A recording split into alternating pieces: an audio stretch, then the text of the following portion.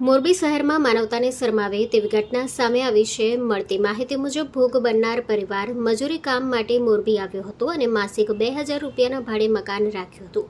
આર્થિક પરિસ્થિતિ નબળી હોવાથી ભાડું બાકી રહેતા મકાન માલિકે ભોગ બનનારાની દીકરી સાથે સંબંધ રાખવા દબાણ કર્યું હતું। આરોપ છે કે પતિની સંમતિથી મકાન માલિકે મહિલાની સાથે અવારનવાર દુષ્કર્મ આચર્યું હતું। આ ઉપરાંત આરોપીની નજર મહિલાની 13 વર્ષ અને 7 માસની સગીર દીકરી પર પણ બગડતા તેને લલચાવી ફોસલાવી દુષ્કર્મ આચરવામાં આવ્યું હોવાનો આક્ષેપ છે।